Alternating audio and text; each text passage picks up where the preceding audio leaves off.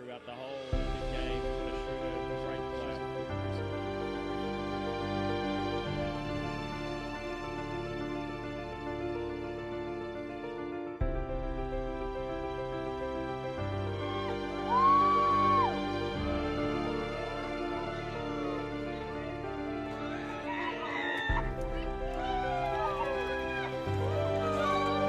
It was very traumatic, and I had to go to my counselor to kind of talk through. But like the more and more I went through and read it, the more it helped me get through it, and it just relived it because I was able to flip a switch and say, I'm not there anymore. I'm past that. I'm free.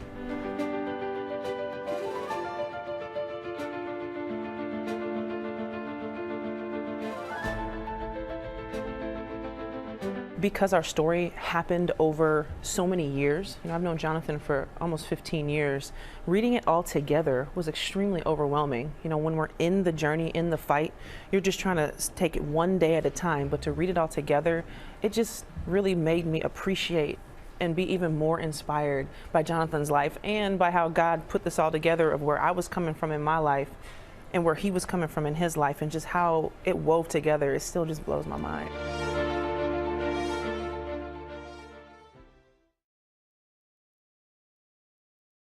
Good morning. I'm Jonathan Capehart, Associate Editor at The Washington Post. Welcome to Washington Post Live and another in our series on race in America, co-produced with the Capehart Podcast. Maya Moore and Jonathan Irons couldn't have been more different when they met through her godparents in 2007. She is an Olympic gold medalist and star of the WNBA. He was behind bars serving a 50-year sentence for burglary and assault. Today, they are Mr. and Mrs. Irons. Maya Moore Irons officially announced her retirement from basketball on January 16th. Jonathan Irons got his conviction overturned, thanks to efforts by Maya. They've written about it all in their new book, Love and Justice: A Story of Triumph on Two Different Courts. You see them right there, Jonathan and Maya Irons. Welcome to Capehart on Washington Post Live. Thanks for having us. Yeah, appreciate it, man. Glad to be here, man, to share our story. Maya, let me start before we get into the book. You took a break from pro basketball to work on Jonathan's case full-time. On Monday, MLK Day, you officially announced your retirement from the game. How hard was it to make that decision?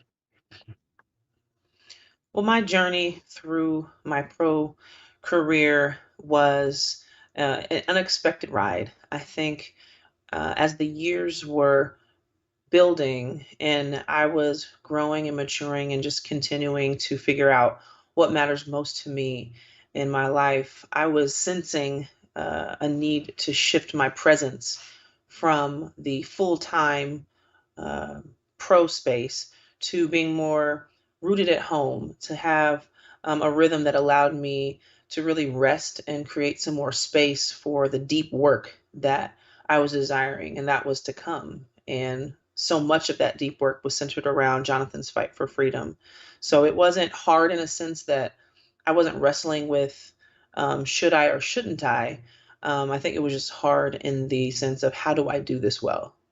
Mm-hmm. Jonathan, you've done interviews and documentaries about your experience in prison, but why was it important for you to get your thoughts, put your story out on paper in Love and Justice? Because I wanted it to be a record of what happens when you don't get the criminal justice system right.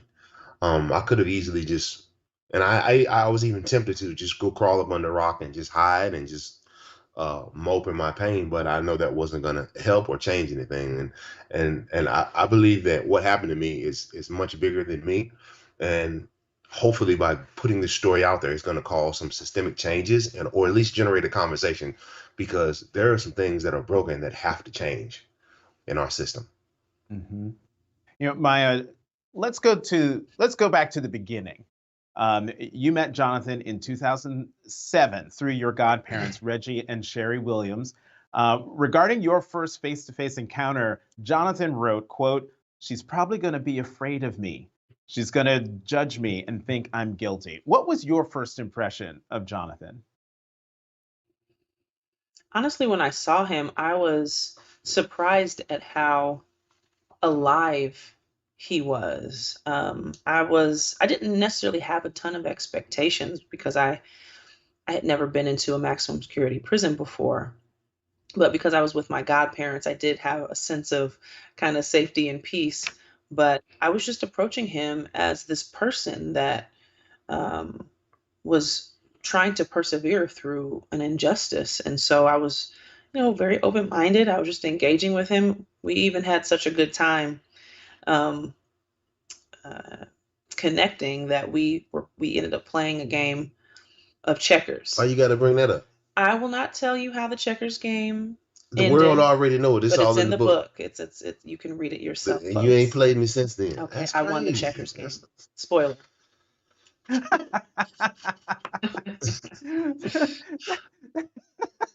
That's hilarious, Jonathan.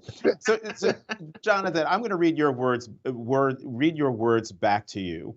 Maya hugged me and looked directly in my eyes. She didn't look away, not for a second, and she spoke to me in a warm and loving way. Something inside my heart stirred because I wasn't used to this sort of kindness. Talk more about that. Why were you so surprised by how Maya treated you? Well, I mean, like prison is a very harsh place. Like, it's just the nature of that place. And the longer you're there, the more people forget about you, and you learn pretty fast that you're a number, and that's what's most important about you. Like I didn't even own my own flesh, and I belonged and was a possession of the state. And I was used to people coming in, hey, how you doing? What's going on? Oh, you're in prison for a while, and then leaving or looking at me, oh, you're in prison. You got to be guilty. If you're in here, you did something, because that's a common thought. But Maya, she looked me in my eye and was just like, I'm not concerned about that. You're a person to me. And I wasn't used to that. And I was in disbelief, and I was just taken aback. And I was just so blessed in that moment that she actually saw me, because I had not been used to that at all. You we need to remind folks, Jonathan, you were a kid when Yeah. you were convicted of a crime you did not commit. You were 16 or 17. I was 16, and I had to fight grown men in a maximum security prison for my And survival. and you had been in prison how many years by the time you met Maya? What year was it? When did we meet? So it was around 10 years. Yeah. Okay. Right, around Yeah. 10 years. And I wanted to bring up that timetable so people could So I more was fully 26. understand. Yeah, so people could more fully understand why you were so moved by how warm and open and friendly Maya was when you met her. You also write in the book, Jonathan, and you were talking about this in the clip that we just showed in your interview on ABC with Robin Roberts. I believe you were talking about the Bible, and correct me if I'm wrong, but you write, I opened up the Bible and started skimming through it. I was still skeptical. I didn't believe God could help me, nor did I comprehend the valuable weapon in my hands, a weapon my grandmother had given to me, but Granny knew. Talk about the importance of God and your faith in this time when you are a child in prison, as you just said, fighting grown men for your own survival. Well, there's one of my favorite verses in the Bible. I believe it's Psalms 27:10. It says, "When your mother and your father forsake you, the Lord will take you up." Like I was in basically the lion's den, surrounded by like very dangerous people.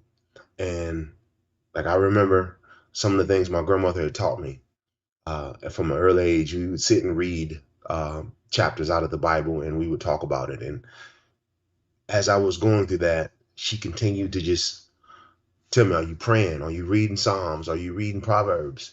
And I would tell her, yeah. Uh,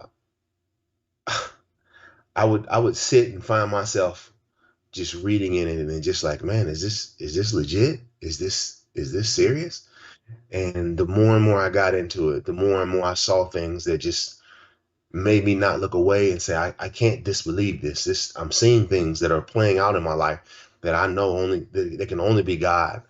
And Like I went through experiences and had encounters, I believe, in there, and like in solitary confinement, that just made me know that he was for me and with me and protected me through that. Mm, And there is nothing in me that could say, man, God ain't real and he ain't for me, because I have seen and tasted, mm, and I know he's real. mm. And One so, of my, Maya, go ahead, Maya.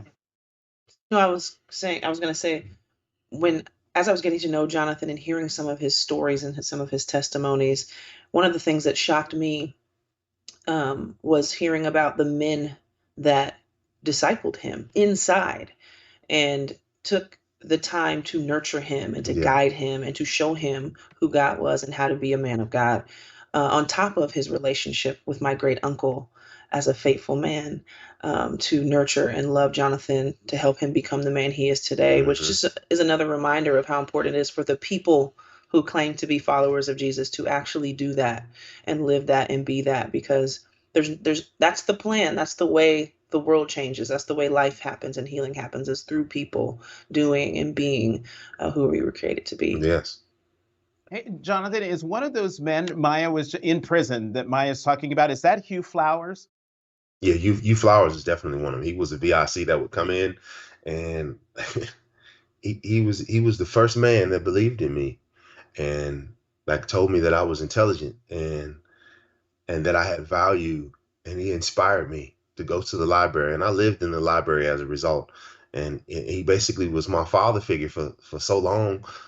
Um, like he brought me through, man. And there were other guys that were actually prisoners inside that had faith and that would walk with me and teach me things and just share life with me, but in a way that was uplifting and empowering for me in an environment like that, because there's a tendency to just be frustrated and angry and just drove up, but it's a blessing to have guys that just show you, like, yeah, this is a bad situation, but you need to hold your faith, and you need to keep walking no matter what your circumstances are. You can do this. And they did that for me. There were many men, many good men. As you write about Mr. Flowers, for the first time in my life, I was given confidence that I was intelligent, that I had value and worth. I believed that I had something inside me that could be built, that could be used for something bigger than myself. Um, Yeah.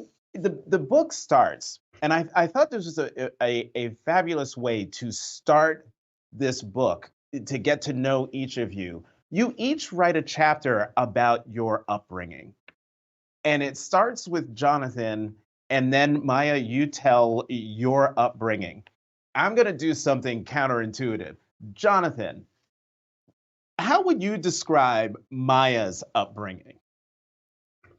Um, I would describe Maya's upbringing as wholesome, because she was raised in a tribe of people. Like she wasn't raised around her father, but there were people that surrounded her and poured into her and just embraced her. That's part of our heritage. Like it takes a village, and that's what she had, and it's such a blessing. And they're still surrounding her and still helping her. I can remember being in prison, hearing about the road trips where they would rent buses and go down to her games. Everybody in there fighting, are we there yet? Hollering, but they were going to see her games because they loved her and they supported her. And I know she needed that. But that was good. Mm-hmm. And Maya, how would you describe Jonathan's upbringing?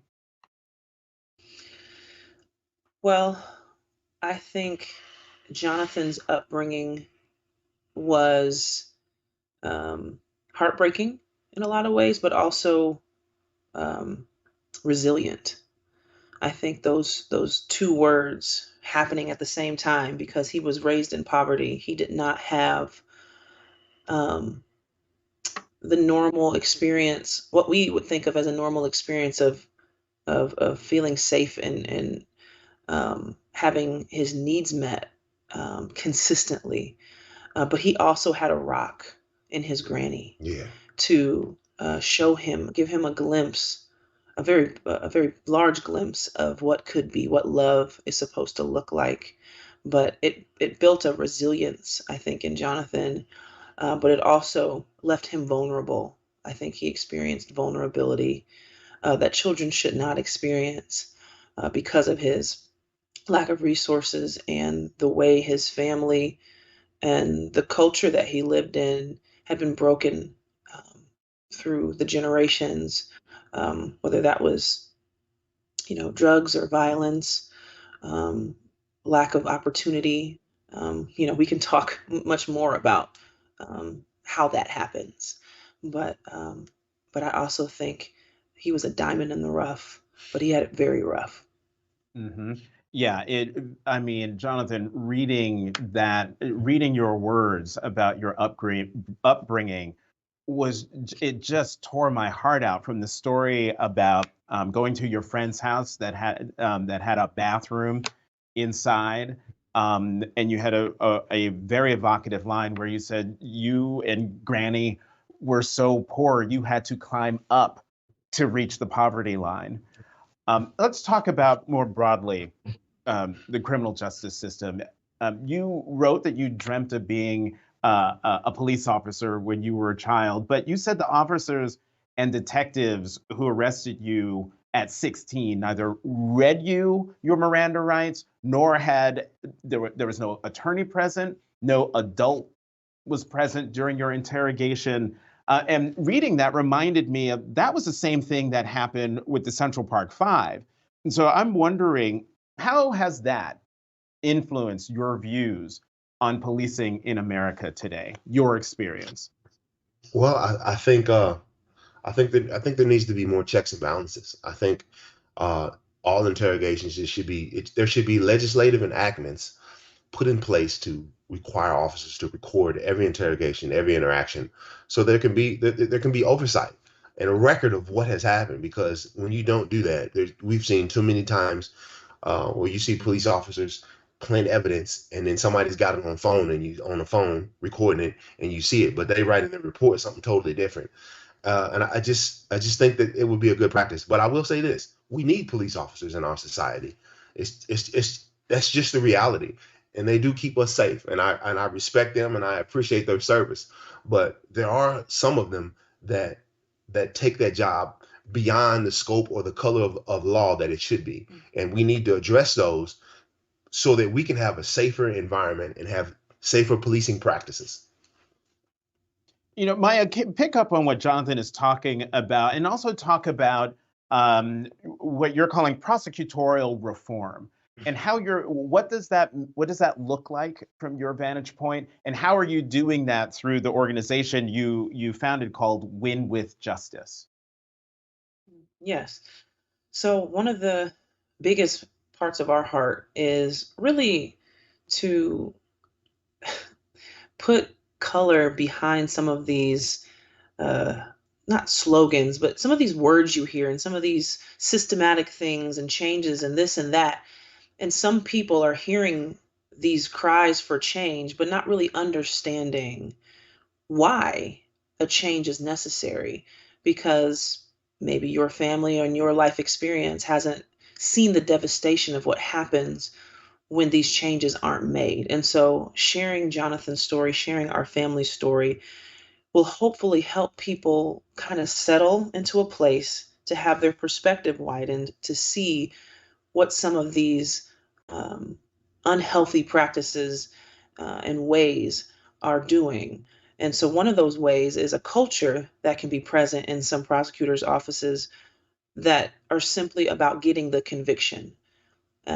Basically, whoever's on the other side, I'm just trying to beat them, instead of really taking the time and the energy to look with a more restorative justice lens of saying, how can the other side, how can this community, taking account both sides and seeing what is needed for healing, for restoration, for justice, which also means going back and fixing mistakes that are a result of a non-perfect system.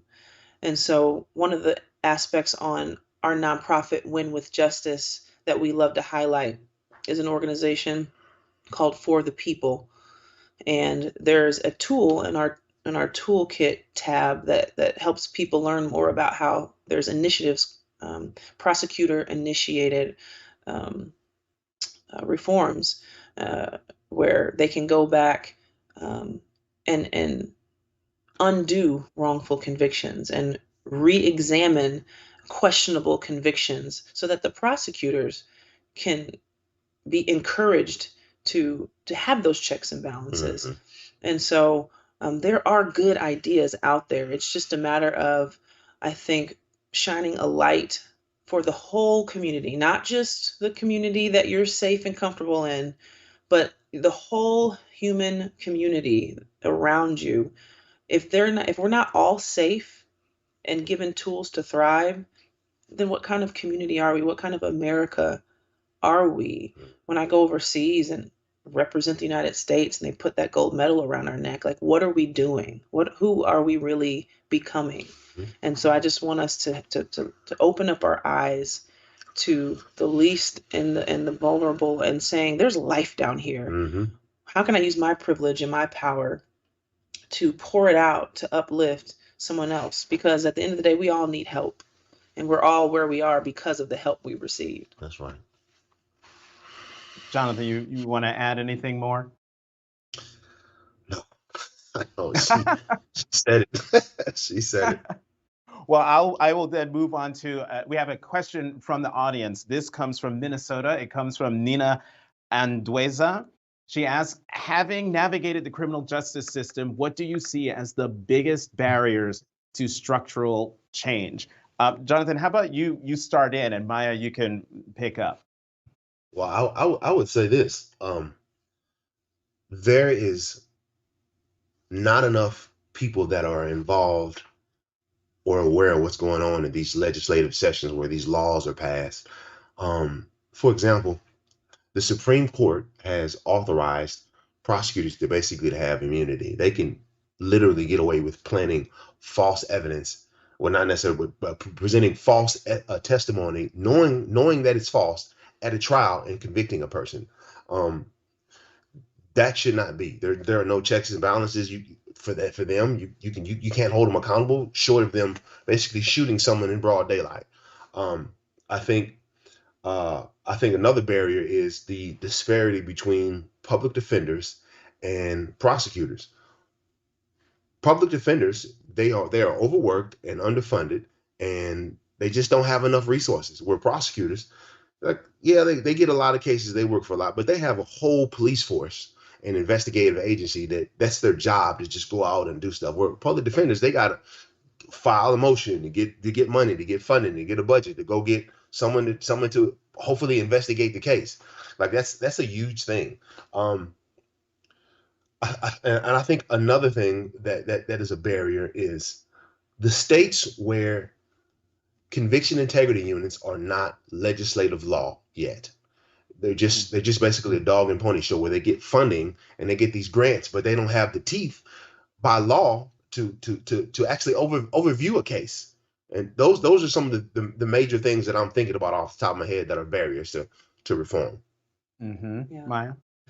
I remember when Jonathan over the years was teaching me about some of these things, and conviction integrity units are something that we share with the reader in the back of the book for more resources.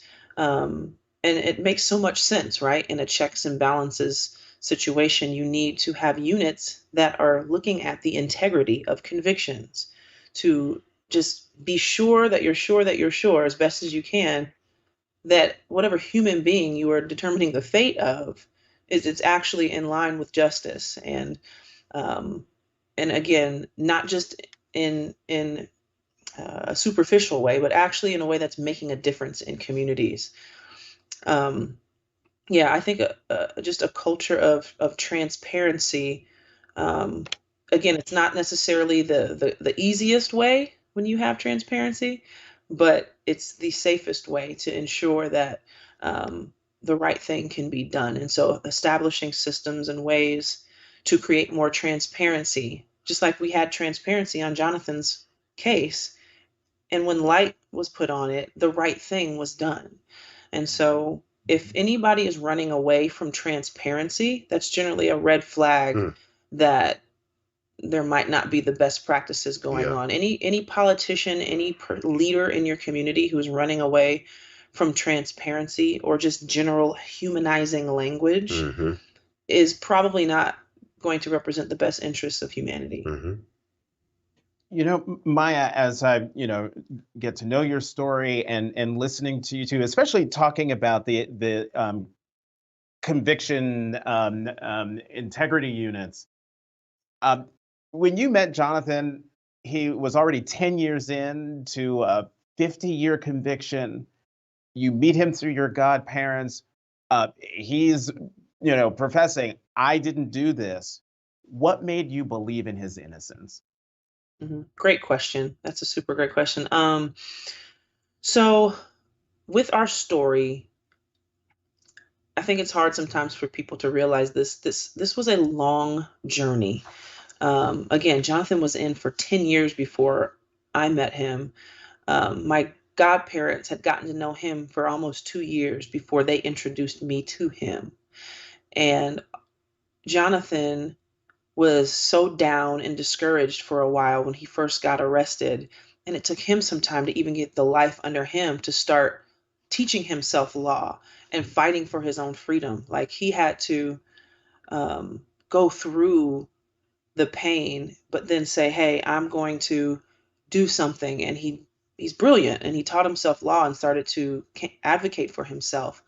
And so after every year, he would get more and more clarity on what happened in his case because information was buried and hidden and not put in the light. But he did all he could to find more and more information. And the more you read the facts about his case, it was like, this is insane and messed up and wrong. And so we as lay people, just like we didn't know what to do, we just kept trying to move forward. My godparents would visit him every weekend. Yeah. They're the real heroes in all of this.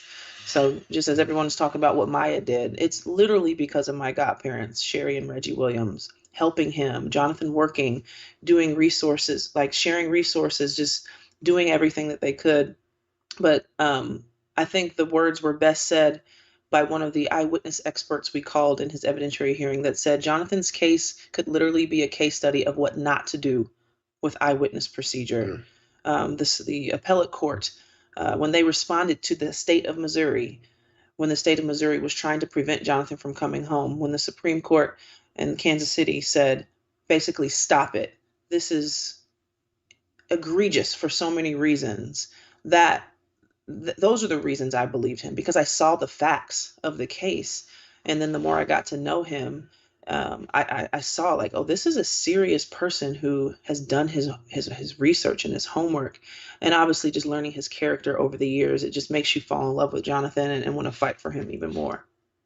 That is a wonderful segue to the next question I was going to ask, which is, how did this first meeting in 2007 go from, hey, how you doing, to, hey, we're kind of like siblings, to, hey, how you doing?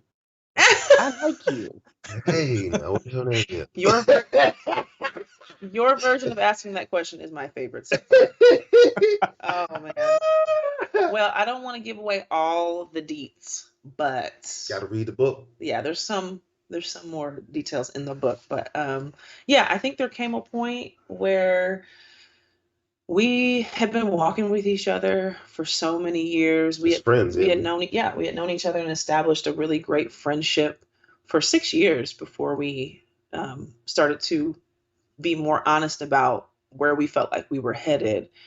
And so our love story was super unorthodox. Jonathan was very conscious of wanting to protect me and not draw me into something that wasn't going to work out or be safe for me or good for me. And so he would always try to check in to make sure I was wanting to move forward with him and just to continue to stick with him. And every time he would, I would threaten him and say, don't you ask me that again. I'm here. She threatened to cut me. She threatened to cut me. I was like, okay. It's just a little violence, not too much. Okay. But yeah, he broke I don't want to say it. You slipped up first, which again, you just have to read it in the book. Yeah. But he slipped up right. first, and then got a little flirtatious, and just again, you gotta read it in the book. Right, gotta read it in the book. But flirtation led to marriage, which led to little Jonathan Jr. Yeah. Our little baby. I love How watching old him be is a he? dad. How old is he now? He'll be a year, February 7th. I can't even. I can't even. Wow. I don't know where that year went. We need to get a grant to feed the child because he's eating A up grant. everything. I don't know where he put it. He does. I don't know very many meals he's turned down. Woo. He He eats likes meat. everything. But he is our pride and joy, our love. Yeah. And Jonathan's one of his biggest dreams in life was to be a father. So it's Yes. just so sweet. It's my greatest aspiration to be a good dad. Wow. I want to end this conversation on you, Jonathan. You are a free man and have been since March 2020. You have the opportunity to reclaim your identity. How would you define yourself today? Honestly, man, I would define myself as somebody, man, who's trying to put the pieces of his life together, because like there's been a crater that's been blown in my life, and I am so thankful to have an army of people around me that love me and support me, because it helps get through. But that pain is there, and I'm not gonna say, man, like every day is a good day, and like I can forget about what happened and what I went through, but I wake up with her every morning. I get to kiss my baby every morning, and I get hugs from my family. I've started a dog business, and I always love dogs. My dog business is called Dogs We Trust LLC, and I get to love on them dogs. So I mean, I'm thankful for what I have, you know. I'm gonna end this interview before I start crying. I'm already getting the. All I'm gonna say is, Maya, everybody should have a partner in their life who looks at them the way Jonathan looks at you. Maya Moore Irons, Maya Moore Irons, Jonathan Irons, authors of Love and Justice, a story of triumph on two different courts. Thank you so much for coming to Capehart on Washington Post Live. Thank you. Thank you. It was an honor. And thank you for joining us. To check out what interviews we have coming up, head to WashingtonPostLive.com. Once again, I'm Jonathan Capehart, Associate Editor at The Washington Post. Thank you for watching Capehart on Washington Post Live.